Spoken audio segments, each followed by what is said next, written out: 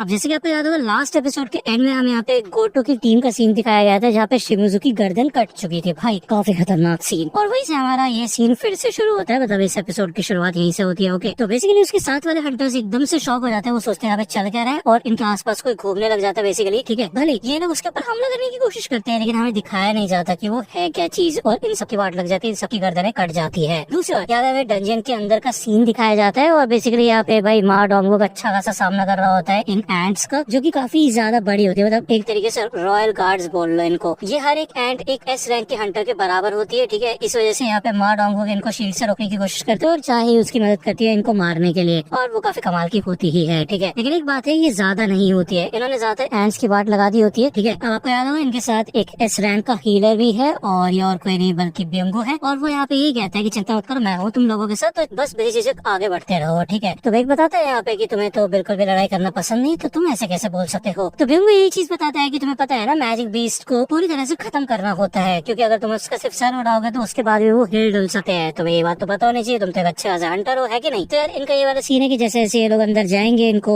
और strong beast से सामना हो सकता है, लेकिन चाहे को यहाँ पे अंदर से काफी खतरनाक स्मेल आ रही होती है, जिसका अर्थ यह है कि और भी बीस्ट अंदर होंगे। तो यहाँ पे भाई बे की एक काफी कमाल की एबिलिटी होती है, जहाँ पे वो सेंस कर पाता है अपने दुश्मनों को, और यहाँ पे सेंस कर लेते हैं सारी के सारी केव्स को, और फाइनली उसको क्वीन की लोकेशन मिल जाती है। ठीक है, और ये काफी अच्छी खासी एबिलिटी है, लेकिन इनकी टीम काफी कमाल की, जिस वजह से ये लोग उनका सामना कर सकते हैं। और ऑब्वियसली बात है, जो जापान वाली टीम है वो ज्यादा देर तक एंट्स को रोक के नहीं रख सकती बात, तो ठीक है ना, समझ आ रहा है ना। अब यार गोटो की टीम के 2 और हंटर यहाँ पे आ चुके होते हैं, क्योंकि इनको कोई भी अपडेट नहीं मिल रहा होता चार्ली टीम का। तब यहाँ पे जो बंदा होता है ना, जिसको स्मेल से प्रॉब्लम होती है, वो उल्टी करने लग जाता है, उसकी वाट लग जाती है, उसे काफी घटिया स्मेल आई होती है। वो सोचता है कि इतनी घटिया स्मेल किस चीज की है, तो वो यहाँ पे अपनी आइस की एबिलिटी का इस्तेमाल करता है, और भले वो अपने आप को आइस से कवर कर लेते हैं, लेकिन फिर भी यहाँ पे वो चीज इन लोगों की भी वाट लगा देती है। अब यार इधर एक और टीम होती है गोटो की, वो तो यहाँ पे एंड से सामना करना शुरू कर देती है। दूसरा यहाँ पे कोरियन टीम आ चुकी होती है क्वीन के पास, यहाँ पे काफी सारी एंड्स होती है इनका सामना करने के लिए। तो भाई ब्योंगो एक स्पेल मारता है इन सबके ऊपर, और इन सबकी ताकत काफी अच्छी तरह से बढ़ जाती है, मतलब रिचार्ज हो जाते हैं एक तरीके से। और भाई डोंगो आगे बढ़ता है, अपना साइज चेंज कर लेता है, और कहते हैं ठीक है फिर मैं इनका सामना करता हूँ। चॉय जोंगिन भी अपनी पूरी ताकत का इस्तेमाल करता है, सारी की सारी ट्रिक्स जो भी उसे आती है, वो यहाँ पे फायर ड्रैगन बना के भाई बहुत सारी एंड्स की वाट लगाता है। तो भाई इन सबको अपना 100% देता हुआ देखे बेग भी सोचता है कि अब उसे भी अपने आप को रोकने की जरूरत नहीं है, वो भी इस घटिया सी फॉर्म में ही आ जाएगा, लेकिन उसको भी मदद करनी होगी। तो यार ये फॉर्म उसे पसंद नहीं है, लेकिन ये उसकी अल्टीमेट फॉर्म है, वो एक तरीके से शेर बन चुका होता है। भाई काफी खतरनाक ट्रांसफॉर्मेशन है उसकी, इसे देख के चाहे भी थोड़ा शॉक हो जाती है। अब यार ये जो बंदा होता है ना, रिपोर्टर एक क्लास का हंटर होता है, उसको यहाँ पे नोटिफिकेशन, मतलब यार उसको कांटेक्ट किया जाता है, उसे बताया जाता है कि जो हमारी व्यूअरशिप रेटिंग है वो 80% तक बढ़ चुकी है, तो हमें बेटर कैमरा एंगल चाहिए। तो वो आगे जाने की कोशिश करते हैं, लेकिन ब्योंगो से रोक लेता है। वो कहता है कि तुम बोलना मत, ये एक एस रैंक के डंजन का बॉस का रूम है, तो तुम्हें अपनी जान अगर प्यारी है तो पीछे ही रहो, ठीक है, मेरे पीछे रहना। अब यहाँ पे ये फुटेज सबके सब लोग देख रहे होते। ओके, और इन लोगों का टीम वर्क काफी ज्यादा कमाल का होता है, ये सबके सब मिलजुल के यहाँ पे इन एंड्स की वाट लगाना शुरू कर देता है। अब ये सारे के सारे सीन्स एनिमेटेड है, काफी ज्यादा अच्छे लग रहे हैं, तो मैंने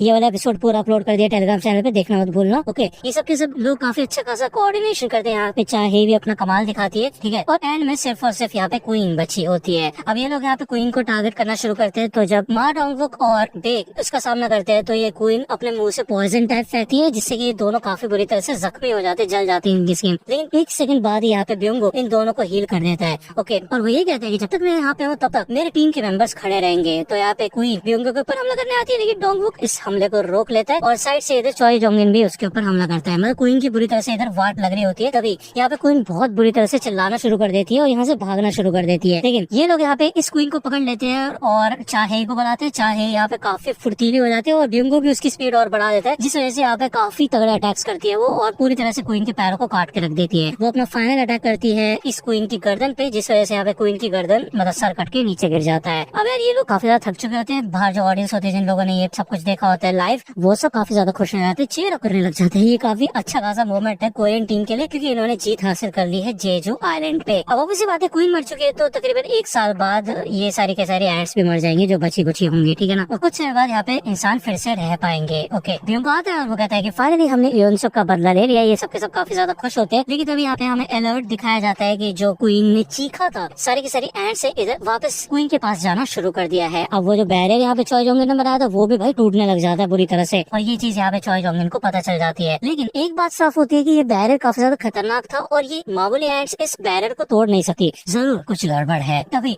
यहाँ पे इनको भाई काफी खतरनाक और फील होता है, ये सब के सब डर जाते हैं, और यहाँ पे आती है एक ब्लैक या फिर मैं बोलूँ डार्क ब्लू कलर की एंट, जो कि भाई अपने पैरों पे चल रही होती है। अब आपको बताओगे यार, वो जो एंट्स थी वो इवॉल्व हो चुकी है और पैरों पे चल सकती है, लेकिन ये उनका एक एडवांस रूप मान लो जो उस बड़े वाले अंडे से निकला था, ठीक है, वही है ये। और इसका और इतना खतरनाक होता है ना, इसकी स्मेल इतनी खतरनाक होती है कि चाहे तो नीचे गिर जाती है, वो समझ जाती है कि ये कोई आम बीस्ट नहीं है। ओके, यहाँ पे डोंग को हमला करने की सोचते हैं, भाई वो एकदम से रुक जाता है, उसका खतरनाक ऑरा देके वो यहीं पे जम जाता है। अब ये एंट इधर आता है क्वीन के पास और भाई क्वीन को खाना शुरू कर देता है। इसे देखिए लोग तो जम जाते हैं, इनको समझ नहीं आता क्या करे। तभी यहाँ पे वो एकदम से चाहे के पीछे आता है और भाई काफी खतरनाक अटैक करके यहाँ पे चाहे को उड़ा देता है। वो पिलर पे जाके गिरती है। इधर डोंग को हमला करने की कोशिश करता है इस एंट के ऊपर, लेकिन भाई वो उसका हाथ तो तोड़ देता है, उसकी शील्ड को भी तोड़ देता है, साथ में उसका दूसरा हाथ भी तोड़ के अलग कर देता है। बे को भी बुरी तरह से जख्मी कर देता है, चॉय जोंगन को भी बुरी तरह से जख्मी कर देता है, यहाँ तक कि लिम टाइगर इधर एक एरो फेंक के मारता है, उस एरो को पकड़ के तोड़ देता है और लिम टाइगर को भी वाट लगा देता है। मा डोंगो को इधर फिर से हील कर देते हैं ब्योंगू और उसके दोनों हाथ को फिर से रिग्रो कर देता है इधर भाई, क्योंकि सबसे ज्यादा ताकतवर है वो। और ब्योंगू ने अपनी प्रेजेंस को छुपा लिया होता है, वो अपने आप को इनविजिबल कर चुका होता है स्पेल से, जिससे कि कोई उसे देख ना पाए। इसका एक ड्रॉबैक है कि वो बस हिल नहीं सकता, ठीक है, लेकिन इतना तो वो कर ही सकता है। डोंगो के यहाँ पे लगना शुरू करता है, लेकिन भाई ये एंड उसको उठा उठा के पटकता है भाई, पटक पटक के मारता है। अब यार इसकी तो वाट लगा के रख देता है वो, और फाइनली वो इधर ब्योंगू को भी देख लेता है। तभी यहाँ पे एकदम से चिल्लाता है देख, और यहाँ पे भाई ब्योंगू के मुंह से खून निकलने लग जाता है। हमें दिखाया जाता है कि भाई उस एंट ने यहाँ पे पीछे से काफी खतरनाक अटैक किया होता है ब्योंगू को, और उसकी छाती में से हाथ डाल के बाहर निकाल दिया होता है दूसरी तरफ से। और भाई वो बस बोलता है इतने में कि भाई बेग यहाँ से भाग जाओ। तभी ये एंट उसका सर भी खा जाता है और भाई ब्योंगू की बॉडी को उठा के फेंकता है बेग के ऊपर। भाई अब वो बेग के पास आके उसका सर पकड़ लेता है और इस वजह से यहाँ पे उसकी जो ट्रांसफॉर्मेशन होती है ना वो उलट जाती है। अब ये एंट कुछ बोलने की कोशिश करता है, ऐसा लगता है कुछ प्रोसेस कर रहा है, उसके अंदर से ऐसी आवाज आती है कि हे युनहो प्लीज भाग जाओ। अब ये आवाज यहाँ पे होती है ब्योंगू की। अब या फिर मैं बोलूँ तो मैं थोड़े से स्पॉइलर तो नहीं बोलूंगा, क्योंकि यार ये चीज बतानी चाहिए थी बट एनिमे में बताई नहीं। बेसिकली यहाँ पे इस एंट ने ब्योंगू को खाते साथ ही उसकी सारी मेमोरीज को एक्सेस कर लिया, जिस वजह से यहाँ पे वो बे का नाम जानता है। वो कहता है कि हमारी क्वीन आर्ट तो मर चुकी है और तुम जैसे सोल्जर्स को मारने का कोई मतलब बनता नहीं है, तो बताओ तुम्हारा किंग कहाँ पे है। तभी यहाँ पे उसको रियलाइज होता है कि बाहर से काफी खतरनाक प्रेजेंस उसे फील होती है, तो वो एकदम से उड़ता हुआ जाता है बाहर।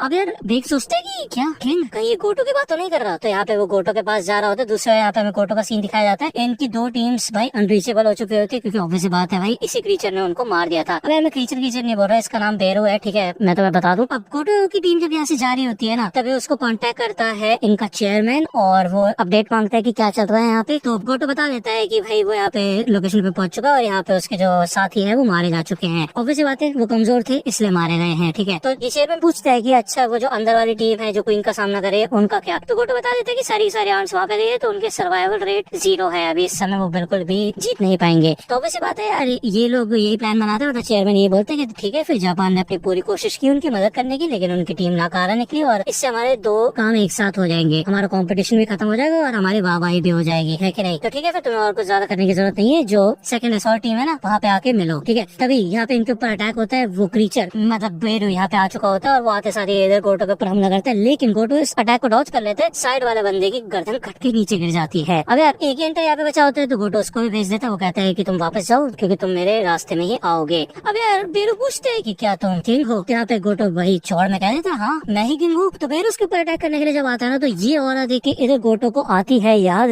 जिन्वो की। उसे ये औरत पहले भी महसूस हुआ था, और लेकिन इस बार यहाँ पे गोटो जिंदा नहीं बचता, उसकी तलवार तो टूटती है, साथ के साथ उसका सर भी कट के साइड में गिरता है। दूसरी ओर सारी की सारी एंट्स लगातार इधर क्वारंटीन की तरफ बढ़ रही होती है। चॉय जोंगर अपनी पूरी ताकत का इस्तेमाल कर रहा होता है, लेकिन वो अपने आप को ज्यादा पुश नहीं कर पाता, उसके लिमिट टच होने वाली होती है ऑलमोस्ट, ठीक है, तो वो कुछ ज्यादा कर नहीं सकता इधर, ठीक है। बट ये एंट्स लगातार आगे बढ़ती रहती है। अब इनका खेल यहाँ पे खत्म होने वाला था, लेकिन तब भी इन सबकी शैडोज के अंदर से ना कुछ शैडो सोल्जर्स बाहर निकलते हैं। दूसरा यहाँ पे हमें जिन्हों का सीन दिखाया जाता है और वो यही बोलता है एक्सचेंज। ये एपिसोड ये खत्म होता है। अगर वीडियो पसंद आए तो लाइक करना, सब्सक्राइब कर लो अगर चैनल पे नए हो तो। मिलता हूं आपसे अगली वीडियो में, तब तक के लिए गुड बाय।